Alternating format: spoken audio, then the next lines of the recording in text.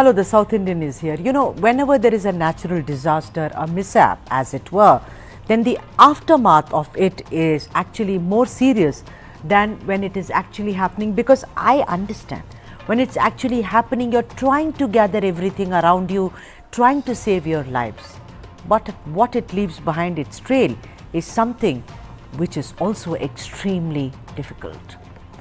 Our top story today, the severe cyclonic storm Michaung made a landfall crossing South Andhra Pradesh coast on Tuesday and left a major trail of destruction in its aftermath in Chennai and also adjoining areas of Tamil Nadu. Michaung, which crossed the South Andhra Pradesh coast as a severe cyclonic storm, weakened into a depression lying centered in central coastal Andhra Pradesh at about 100 kilometers northwest of Bapatla and 50 kilometers southeast of Khammam.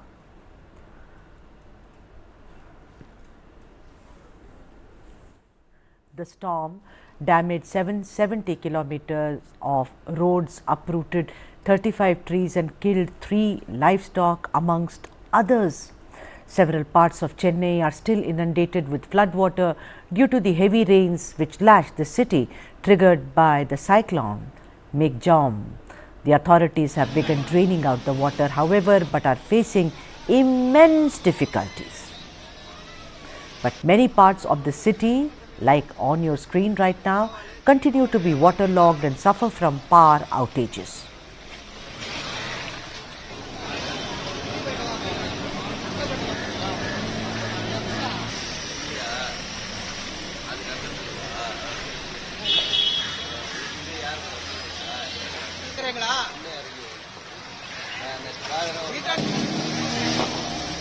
At least 12 people lost their lives in several rain-related incidents in and around Chennai, even as personnel on fishing boats and farm tractors were engaged in rescuing those who were stranded in the city.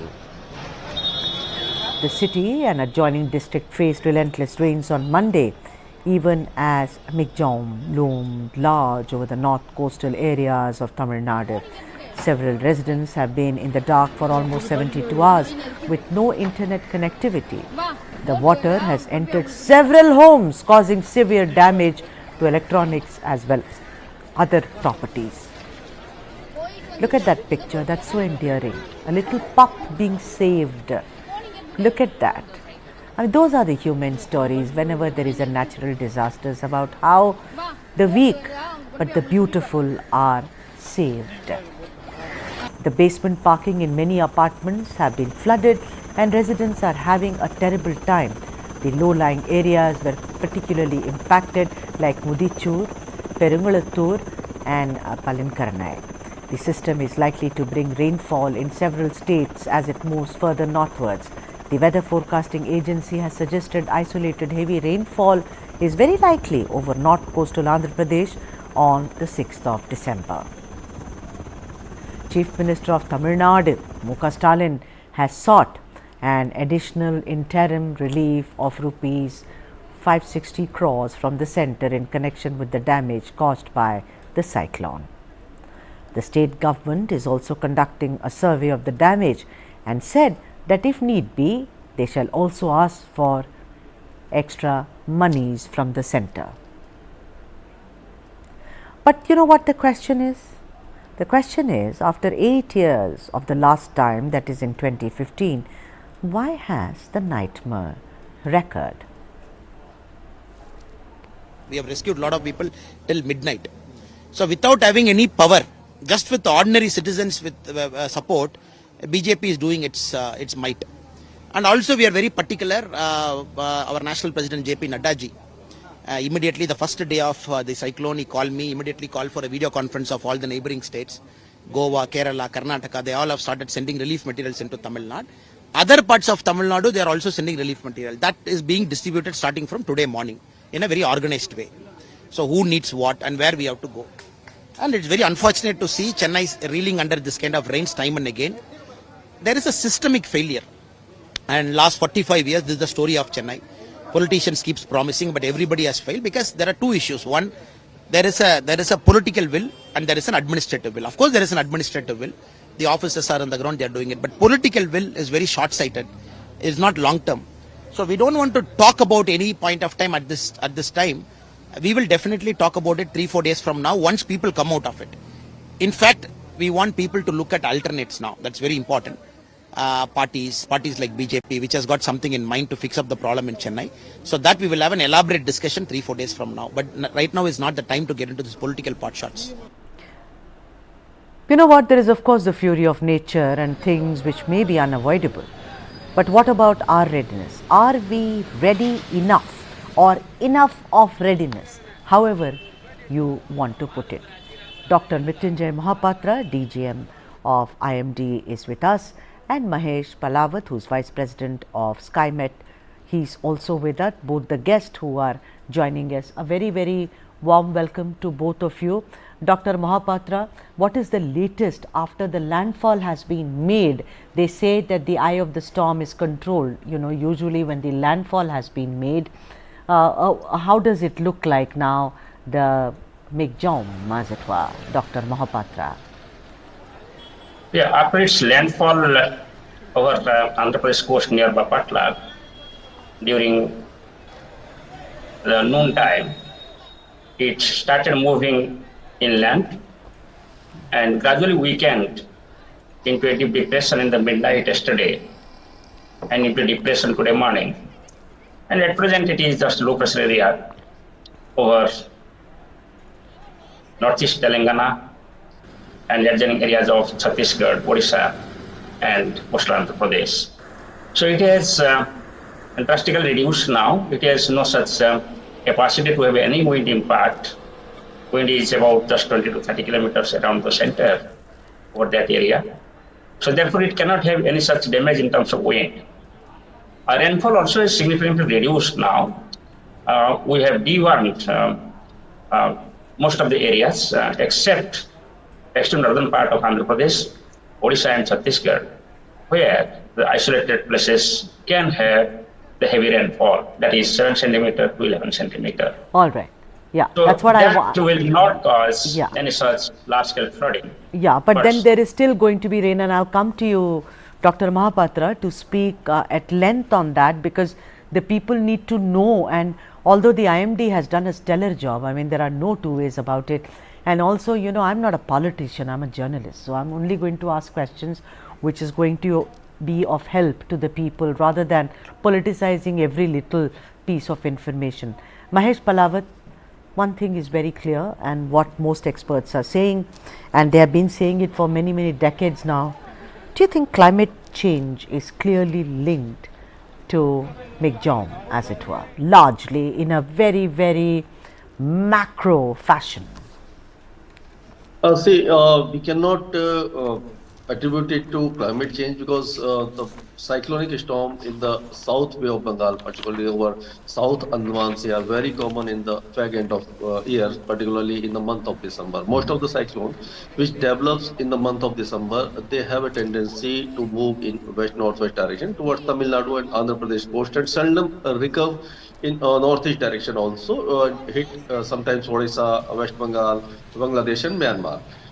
But this particular cyclone has an unusual route, because after reaching very close to the Chennai, it recurved in northerly direction and moved along the coast for longer duration, longer than normal duration. That's why the Chennai, Pondicherry and Nellore, Tirupati, Kavali, all these areas continues to witness heavy to very heavy downpour for longer duration. Otherwise, if it would have been a direct hit, so the intensity of rain would have lasted say 5 to 6 hours, or at the most 12 hours or 15 hours. So we can say yes, something is there that climate change can be attributed because the intensity and frequency of cyclones are increasing in post-monsoon season. We have seen 4 cyclones, 1 in Arabian Sea and 3 one after another. But in Mr. Palawat, I mean, you people are experts, I'm not, but we know that the warmer the ocean water, the stronger the cyclone is, what experts usually say, whatever I remember from school and college. This essentially would mean that the warmer the ocean water, of course, the intensity of the cyclone increases. Is that in any way connected to climate change, sir? Do you think, Yes, Mahesh? yes, we can say that, yes, because now the warming is taking place all over the world, not only Yeah. in Bay of Bengal or Arabian Sea. Huh. So that's frequency of cyclones are increasing. We have seen one after another continuous three cyclones, Hamon, Mili, and then again this Mijaung, in a span of say 40 days.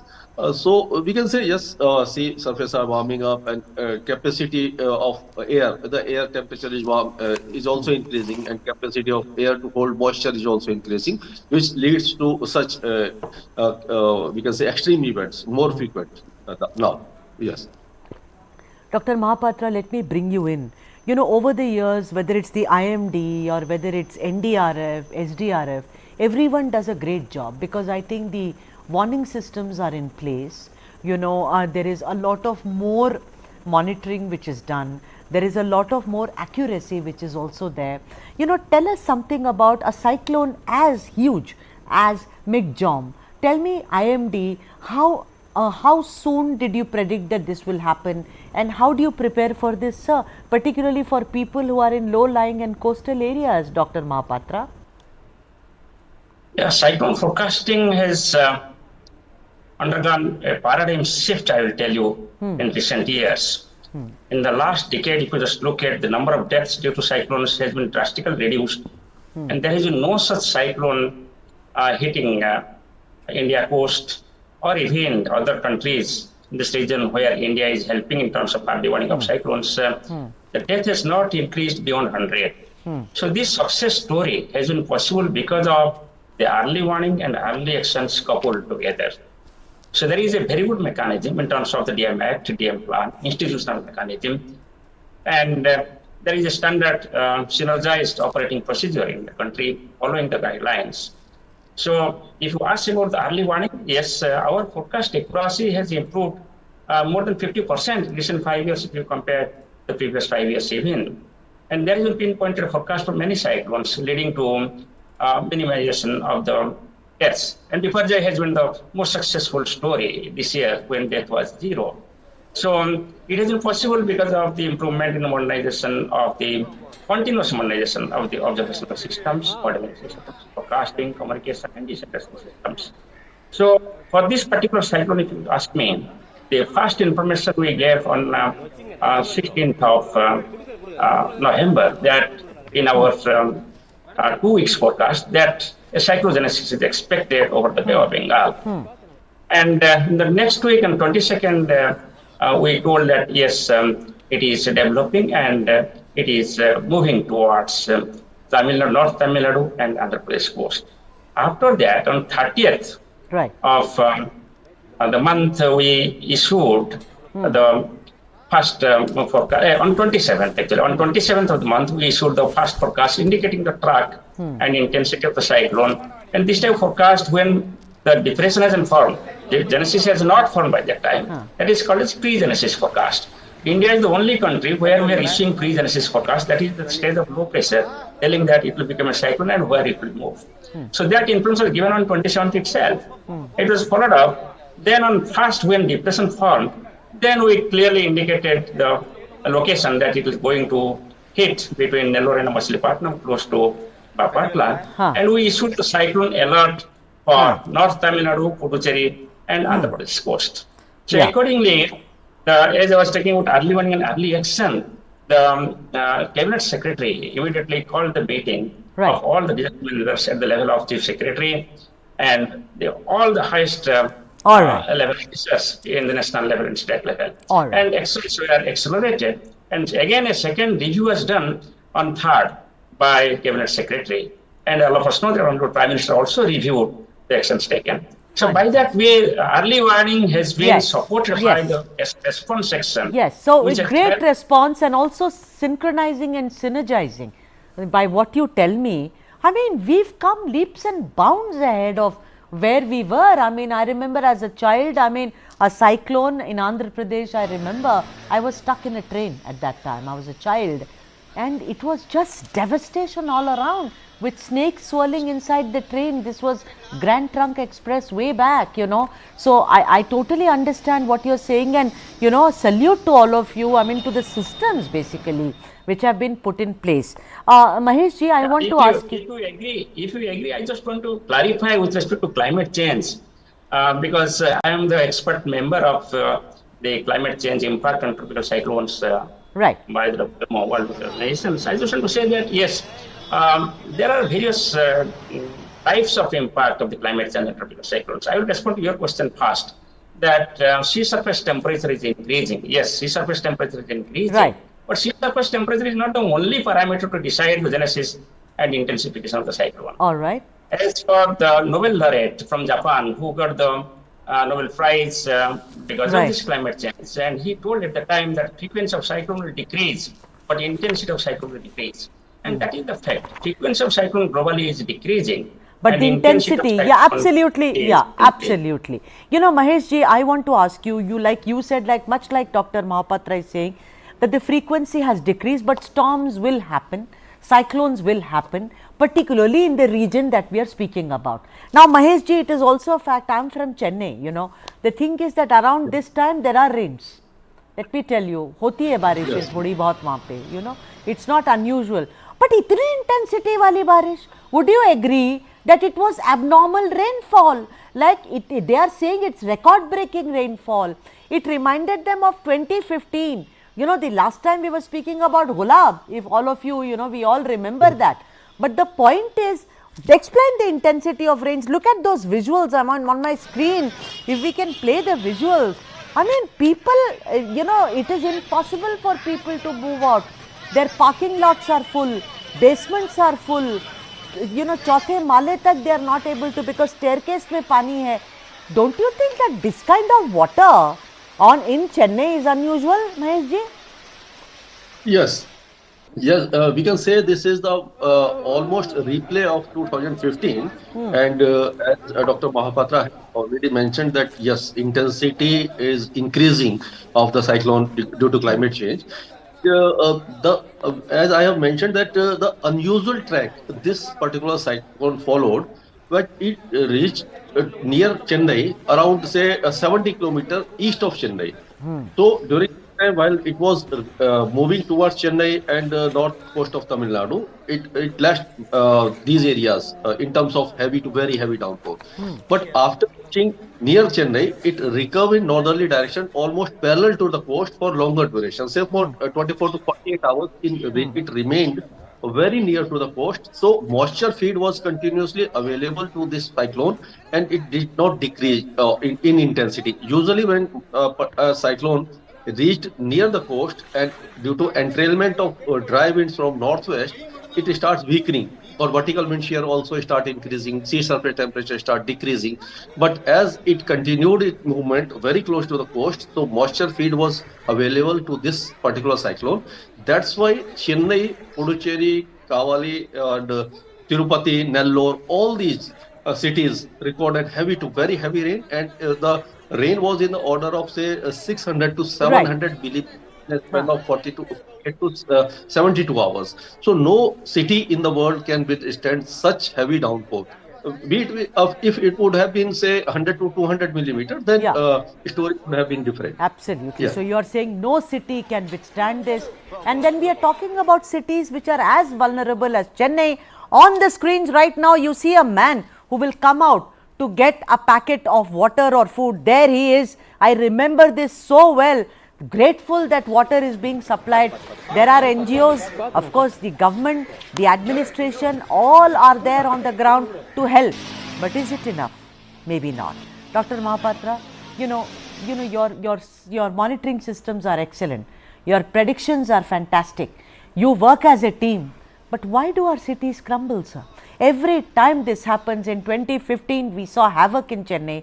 Once again, if you see mothers are, requesting for baby food, elderly people, they are needing medical assistance. The cities are crumbling. Yesterday, I spoke to the commissioner of Chennai Corporation, Dr. J. Radhakrishnan.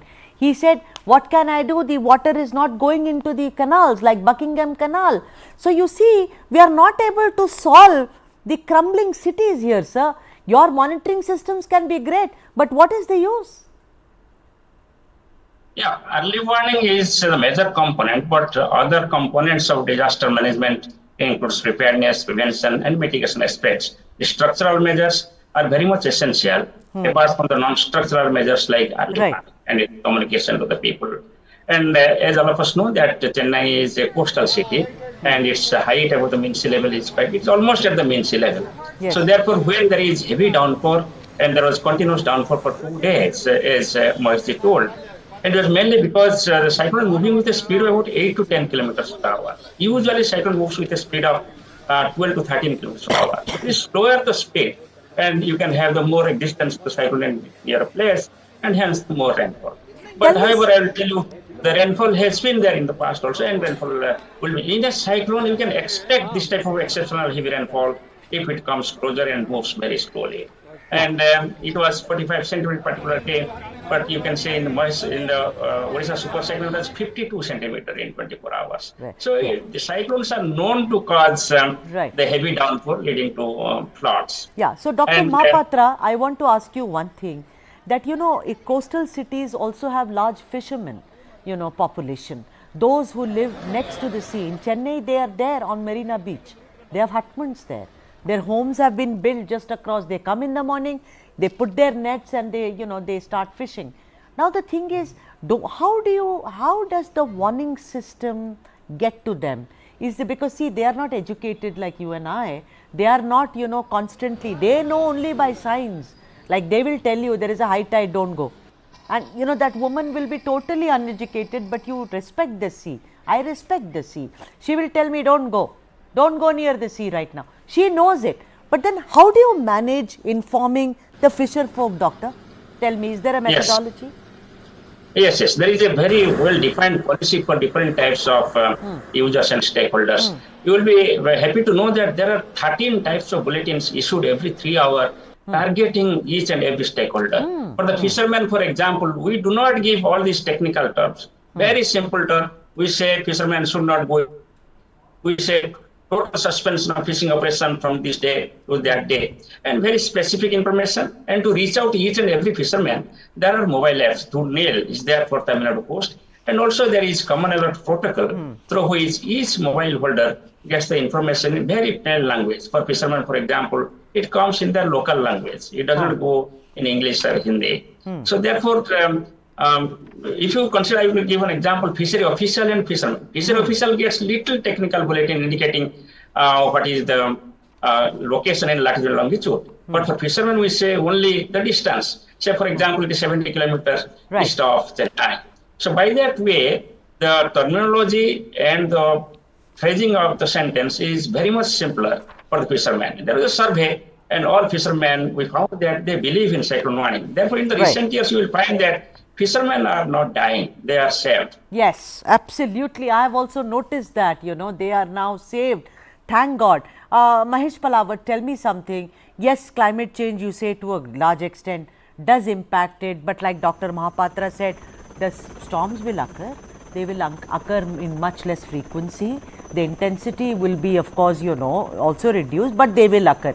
Ye kahin jaane wale nahi hai. We don't have a magic wand that they can go away. But tell me, Mahesh Palawat, that, do we have enough systems outside of the government machinery which actually takes care of all these changes, and also to see that there is nature's fury which may be unleashed? I mean, are we good enough for that, considering our country, whether it's, if you look at the subcontinent, us and Bangladesh, very, very prone to cyclonic storms. Do we have systems in place, Mahesh Palawat? See, as Dr. Mahapatra has already said that yes, they are issuing many type of weather alerts and cyclone alerts so that it should reach each and every person who is concerned. Because east coast of the country, right from Tamil Nadu, Andhra, Odisha, and West Bengal, it is more vulnerable to cyclones, as the most of the cyclone which develops in Bay of Bengal, they have a tendency to move in northwest direction, and sometimes they recover Bangladesh and Myanmar. In Arabian, most of the cyclone usually travel in northwesterly direction towards Oman and Yemen, and sometimes so 2 to 3 out of 10 recurve towards Gujarat and North Maharashtra coast, South Sindh coast. So people are aware of these cyclones, and they from centuries they are facing such inclement weather, or you can say fury of nature. So they know that what is the consequences of this type of weather events. But the India Meteorological Department is doing a commendable job, because they have a very good warning system. They, as Dr. Saab has already told, that they issued first warning in the month of November itself, after mid-November, say 17th or 18th of, and they keep updating the these type of warnings. And on the other hand, private agencies like SkyMet and other agencies are also You know, doing their Mr. bit. Palawat, the thing is that if you go to social media platforms, there are Yes. a lot of self-styled gurus also, weathermen. Yes. You know, So this you can is the create problem. panic amongst people, and it Yeah. should never be anyone's intent. We are all one, and we need to help the other. To just say ये तो होता रहेगा climate change की वजह से, don't you think that is completely false? कि ये होता रहेगा because of climate change?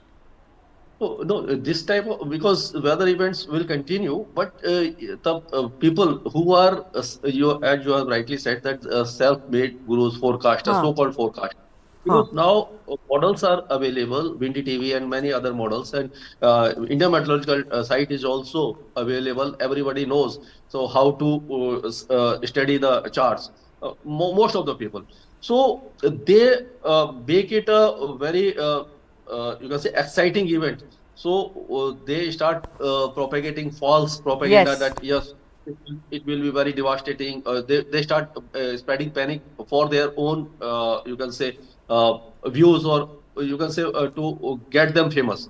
So social media cannot be controlled, and mobile is free, internet is very cheap nowadays. So this is the All problem, right. that Okay. So no this is like, panic is what Mahesh Palawat is saying. Please only believe what are the official sources. Let me come to Dr. Mahapatra. Mr. Mahapatra, once the landfall is over, okay, now is it peace? The eye of the storm is under control. Tell the people what to expect. Yes, there could be rain in Andhra Pradesh, in parts of Telangana, in Odisha maybe also. In Chennai, it has stopped raining today. For some time it had stopped raining. But right, starting now, it's not going to be any more a major challenge. Is that right or not completely right, doctor? Yeah, you are right. You are right. We are not expecting any such dangerous weather for Tamil Nadu, Puducherry, South Andhra Pradesh. Only North Andhra Pradesh today we can expect some isolated heavy rainfall. There is no wind impact, so and impact is gradually decreasing. Huh. For South Odisha, you can say Odisha. For Odisha and Chhattisgarh, today there will be rain, and we can expect isolated heavy rain. From tomorrow, this region also will be improving. There will be no such concern for this particular system. So therefore, it is a decaying stage. Almost will become a low pressure, and tomorrow it will become insignificant completely. So in addition to that, I will just refer to 2 points what you raised regarding the need. If you say that yes, India has created history by minimizing loss of lives due to the cyclones. True. It is like a public movement, but the loss of property, as you are telling and you are showing the visuals, property is increasing, loss of property is increasing. For that, the need of our is that we have to go for the disaster resilient infrastructure, whether it is urban area, whether it is power sector, whether it is health sector, everywhere we have to go for a resilient infrastructure which can adjust so that we can cope up with all these natural phenomena, and we can safeguard our economic health or the properties.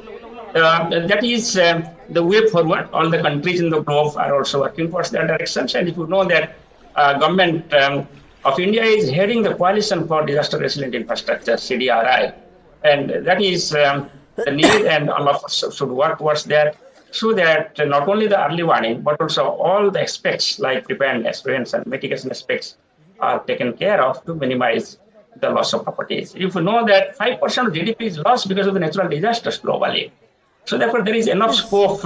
Yeah, it's crores of rupees, and now the Tamil Nadu government, Stalin, has asked for around rupees 500 crores of help from the center and also additional money.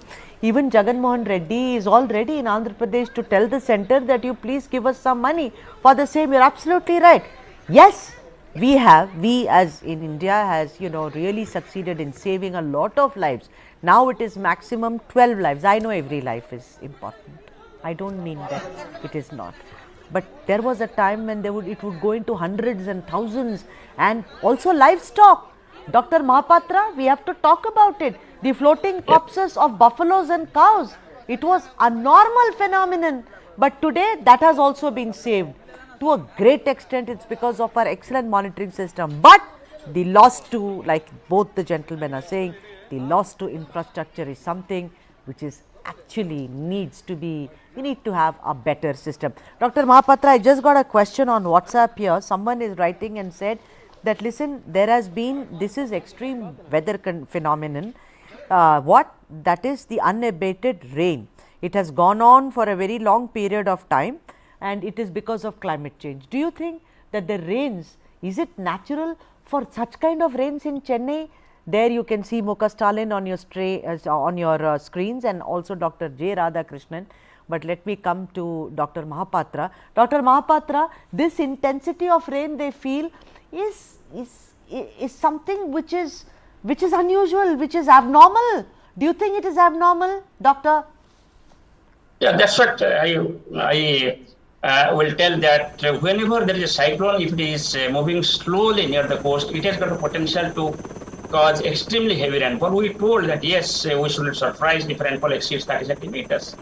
And it has been 45 centimeters in 24 hours in one station, and next was 34 centimeters. Yes, there has been. Sometimes it can be exceptionally heavy rainfall also.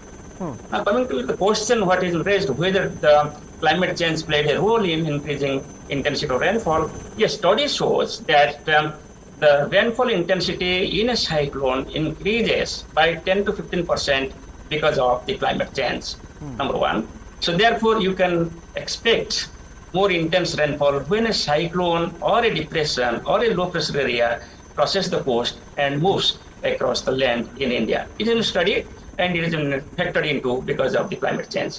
The second point I want to say that because of this climate change, sea level is rising. Because of the sea surface temperature rising, there is thermal expansion of water, and also there is a melting of the polar ice. Therefore, the sea level is rising. But the day-to-day impact of sea level rise, you may not feel it. But whenever a cyclone is approaching the coast, even if that minor increase in sea level will be added towards the storm surge or the tidal waves generated by the cyclones. Right. So for example, in this particular cyclone, we expected 1.5 meter height of the storm surge. Right. So there would be the contribution of the sea level. What a wonderful conversation this is, where you learn about the reasons. And of course, as we go from one cyclone to the next, I'm sure that the damage will be mitigated. Mahesh, do you agree with what sir is saying? And also, Mahesh, I want to ask you that don't you feel over the last 2 decades, the Bay of Bengal has particularly witnessed an increase in the intensity of cyclones? I mean, that cannot be something which is, please, for the benefit of the viewers, because this also has to do with the Bay of Bengal. Yes, Dr. Mahapatra, I told you that sea surface is rising, so that's why the storm surge, the storm surge is also very intense now, because as we do not feel it in day-to-day life, and such events are increasing. And if you see the cyclones 1 or 2 decades ago, previously the intensity and frequency of cyclone was not very high. So one cyclone in say 10 out of 10, one cyclone was very intense, which was disastrous and packed a wind speed of say around 200 kilometer, 150 to 200 kilometer per hour. But now we have seen such events are more frequent and intensity is increasing. So the East Coast is now should be on guard in future also, because the Tamil Nadu, Andhra, and Odisha and West Bengal, these 4 states are in the line of fire all of most of the cyclones which originate in Bay of Bengal. So this type of weather events will continue, and intensity will continue to increase, as Dr. Saab have told that almost 15%, 10 to 15% intensity has already increased. So if climate change is not tackled, or we do not reverse the impact of or the Right. consequences of this, then such events will reoccur again and again. Mahesh, any advice about how the city of Chennai has to change, has to undergo change? You can't have climate change on the one hand and the city is just bizarrely, kind of developing in the sense which is urban development, which is mindless, which is no logic, which is only, around real estate and money. The sharks are out there. Why is it that there is no synergy there? Because it is all very well to sit in hindsight and say, oh, but they built it on low-lying areas. Oh, they built it on water bodies. Don't you think that our cities, whether it is Bengaluru, Chennai or Mumbai, they all need to change with changing times and changing climate change? Yes, yes. With the changing climate scenario, we have to adapt the this is weather resilient, or you say this type of resilient infrastructure, desilting of canals, so cleaning of canals so the water can flow away, or the encroachment, reduce the encroachment of water bodies, and the construction in low-lying areas, because there should be some norms, and the administration as well as the government should focus on these issues in future also, because now whatever has been built is built, but we can plan it for future, and we should clean our water bodies so that water should Alright. get its clear up very early. Otherwise, waterlogging and flash floods will be there, and people will suffer. Dr. Mahapatra, if Chennai has had unprecedented rain and almost kind of, let us say for the heck of it, that done with its quota of rain, then what about the other extreme of drought? Don't you think that it is two sides of the same coin, that on the one hand you have extreme rains which is supposed to be happening in in a period of time, and suddenly there is sukha everywhere. Is that bound to happen also, Dr. Mahapatra? Yeah, you are correct. The study shows, I'll just do one by one. I'll just add something what Mahesh told.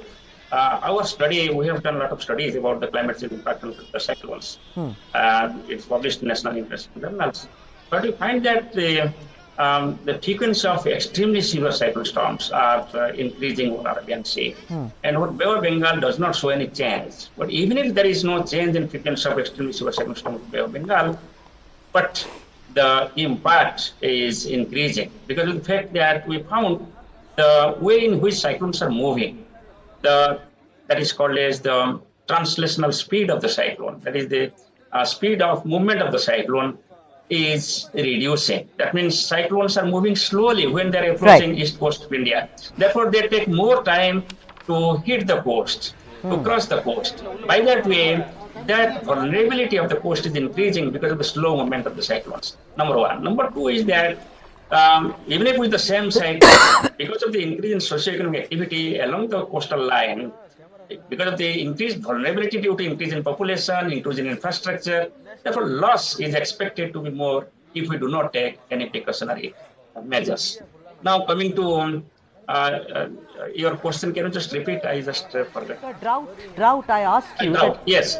The study also shows that even if, for example, the monsoon rainfall as a whole for the country is not increasing or not decreasing. It is almost random. There is year variations. But if you look at the variability of rainfall, that is year-to-year variability or within the season variability, that is increasing. So if the variability increases, there is probability of more floods and more droughts also. And over India, the frequency of floods are increasing and frequency of droughts are also increasing. Right. And Mahesh, I want to ask you about flash floods. Now, this is something which also majors Chennai has witnessed flash floods.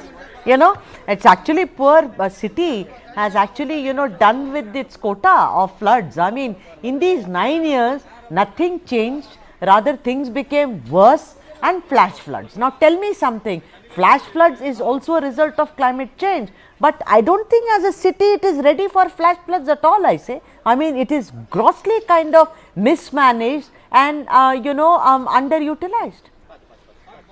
Yes, say this not only Chennai, every city, most of the cities in country now experiencing this type of flash flood during monsoon season also, and pre-monsoon season also, sometimes post-monsoon season also. We have seen the variability of rainfall. Indo-Gangetic plain since last year in 2022 and 2023, we have Right. not seen enough rain over Indo-Gangetic plain in until a month August. What usually they receive enough rain, and if you see the example of Bihar, Bihar is being flooded every year.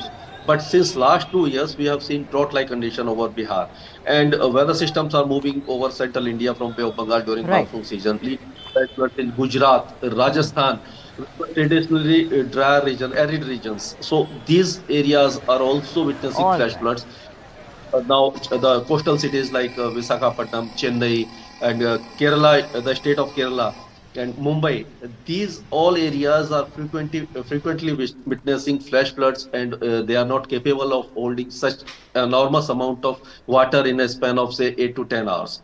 So this is one of the main impact of climate change which we All are right. witnessing, because sudden downpour, which is cloudburst type situation, is happening in plain area So I also. guess, people who are watching this show, you have all the answers about why us in Chennai, or if you're sitting in Bapatla, or if you're sitting in Khammam and other areas of Andhra Pradesh, also Telangana or Odisha, you have enough answers. But I'm going to give the last word to Dr. Mahapatra. Dr. Mahapatra, so Michaung is over. We can say bye-bye to Michaung. Am I right? Yes. On that wonderful, encouraging note, let me say thank you to both the experts today. Dr. Mahapatra, what a pleasure it was, truly. And Mahesh Palawat, thank you very much for joining us on the broadcast. Thank you indeed.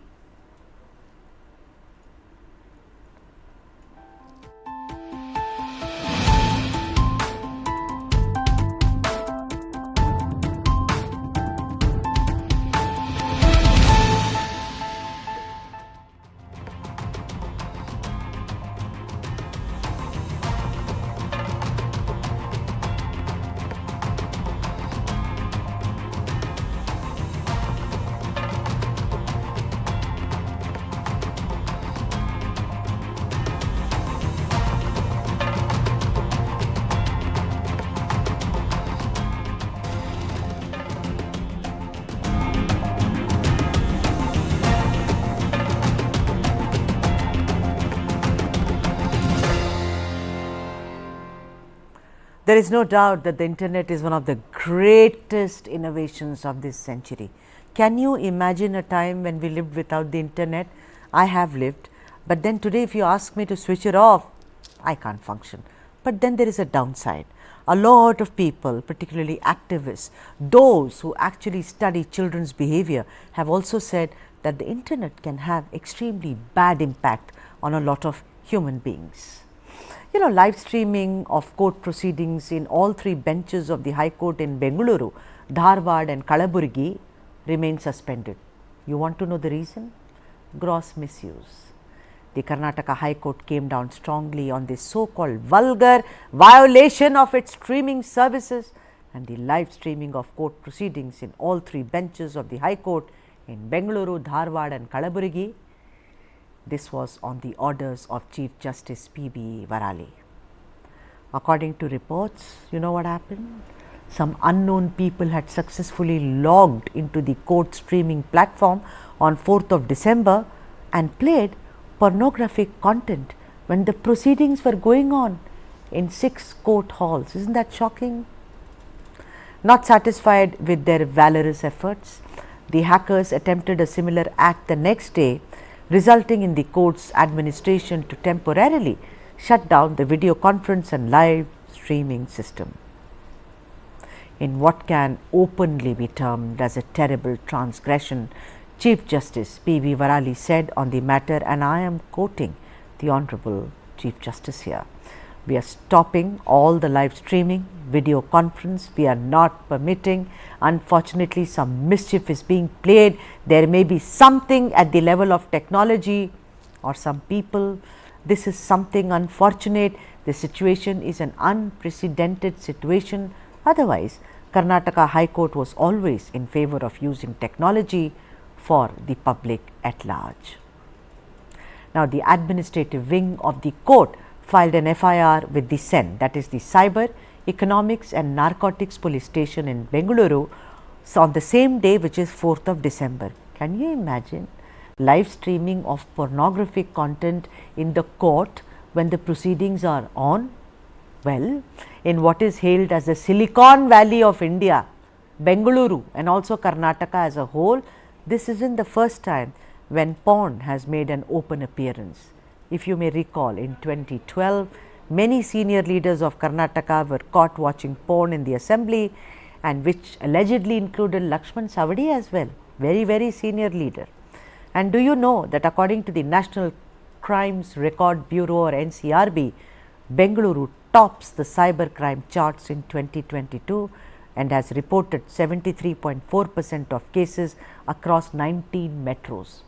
Out of the total of 31,908 cases registered in 2022, Karnataka is second on the entire list of states with 12,549 cyber crime cases.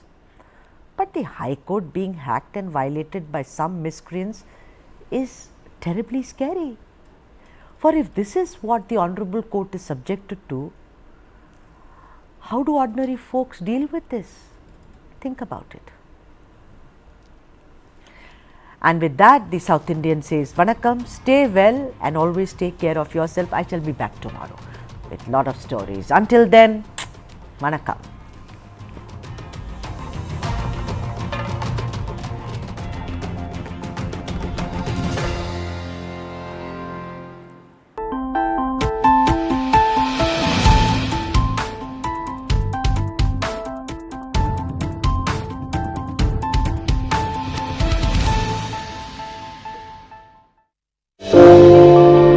They picked my husband.